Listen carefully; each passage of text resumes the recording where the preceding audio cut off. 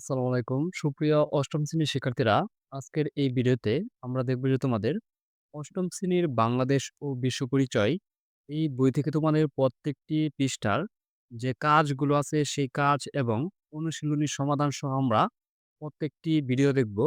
আজকের এই ভিডিওতে দেখব প্রথম অধ্যায় ঔপনিবেশিক যুগ ও বাংলার স্বাধীনতা সংগ্রাম। এই অধ্যায় থেকে তোমাদের যে কাজগুলো আছে সেই কাজগুলো আমরা আজকের এই ভিডিওতে সমাধান করব। যে তোমাদের এই বইয়ের পৃষ্ঠা নং ৩ এ যে ঔপনিবেশিক শাসন বলতে কি বোঝায় ব্যাখ্যা করো। চলো আমরা প্রথমে তোমাদের এই বই থেকে এই কাজটি দেখে নেই। ঔপনিবেশিক শাসন বলতে কি বোঝায় ব্যাখ্যা করো। এর উত্তরটি হচ্ছে যে ঔপনিবেশিক যুগ বলতে বাংলায় ইংরেজদের শাসনকালে ঔপনিবেশিক যুগ বলা হয় এবং বাংলায় ইউরোপীয় বণিকদের বাণিজ্যিক উদ্দেশ্য আগমন চলছিল অনেক দিন থেকে। এদের মধ্যে এই ইংরেজ ইস্ট ইন্ডিয়া কোম্পানি প্রতিযোগিতায় এগিয়ে যায়। ১৭৫৭ সালে বাংলা নবাব সিরাজউদ্দৌলাকে পরাজিত করে তারা বাংলার সিংহাসনে আরোহণ করে। এভাবে ১৭৫৭ সাল থেকে বাংলাদেশে ব্রিটিশ বা ইংরেজ শাসন প্রতিষ্ঠিত হয়। বাংলার ইতিহাসে এই যুগটি ঔপনিবেশিক যুগে নামে পরিচিত। ঔপনিবেশিক শাসন বলে। আমরা তোমাদের এই কাজ ১ এর উত্তরটি দেখে নিয়েছি। তারপরে দেখব আমরা কাজ ২। খ্রিস্টপূর্ব ৩য় শতক থেকে ঔপনিবেশিক যুগ পর্যন্ত বাংলার শাসকদের পর্যায়ক্রমিক তালিকা তৈরি করা। চলো আমরা এই কাজ ২ এর এই প্রশ্নের উত্তরটি আমরা দেখে নেই। এই প্রশ্নের উত্তরটি হচ্ছে যে খ্রিস্টপূর্ব ৩য় শতক থেকে ঔপনিবেশিক যুগ পর্যন্ত বাংলার শাসকদের পর্যায়ক্রমিক তালিকা হচ্ছে এই নিম্নরূপ। এক হচ্ছে যে মৌর্য শাসন খ্রিস্টপূর্ব হচ্ছে ৩৫০ থেকে ২০০। আর তারপর হচ্ছে চন্দ্রগুপ্ত মৌর্য খ্রিস্টপূর্ব হচ্ছে ৩৫০ থেকে ৩০৩ খ্রিস্টপূর্ব পর্যন্ত। তারপর যে হচ্ছে বিশুসার খ্রিস্টপূর্ব ৩০৩ থেকে ২৭২। আর তারপর হচ্ছে আশোক খ্রিস্টপূর্ব হচ্ছে ২৭২ থেকে ২৩২ পর্যন্ত। আর তারপর হচ্ছে শূন্য যে রাজবংশ খ্রিস্টপূর্ব ২০০ থেকে ৩৫০ পর্যন্ত। আর মৌর্য শাসনের পতনের পর থেকে বাংলার ছোট যে রাজবংশের শাসন প্রতিষ্ঠিত হয়।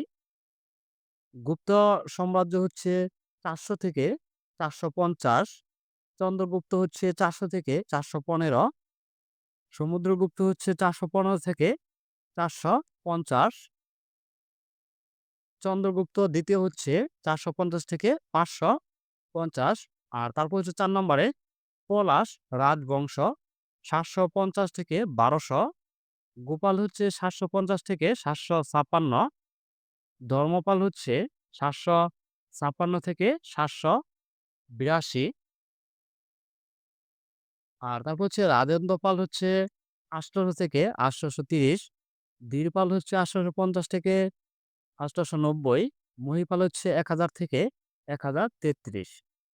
আর তারপর হচ্ছে সেন রাজবংশ ১২০০ থেকে ১২৫০।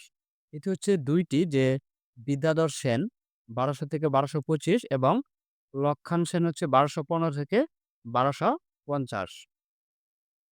আর তারপর হচ্ছে মুসলিম শাসন ১২০৬ থেকে ১৭৫৭, যে মুসলিম শাসন শুরু হয় শেরশাহ সুরির মাধ্যমে।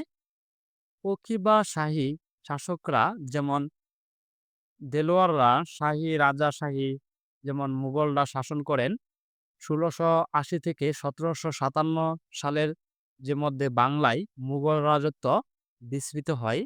আর তারপর হচ্ছে ইংরেজদের শাসন ১৭৫৭ থেকে ১৯৪৭ পর্যন্ত ছিল, যে ইংরেজদের শাসন। ইংরেজরা ১৭৫৭ সালে প্লাসি যুদ্ধের মাধ্যমে বাংলা শাসন প্রতিষ্ঠিত করে, যা ১৯৪৭ সাল পর্যন্ত চলতে থাকে। যখন ভারত স্বাধীন হয়, এটি বাংলা শাসকদের মূল তালিকা। তবে শাসকদের মধ্যে বিভিন্ন উপবংশ সময়কাল এবং স্থানীয় রাজাদের আগমন ও পতন রয়েছে। ধন্যবাদ শিক্ষার্থীরা, আজকের ভিডিও এ পর্যন্তই। পৃষ্ঠা নং ৩ এ পৃষ্ঠা নং ৩ এ যে ঔপনিবেশিক যুগ ও বাংলার স্বাধীনতা সংগ্রাম ১ম অধ্যায়ের এই ২ টি কাজ আমরা দেখে নিয়েছি।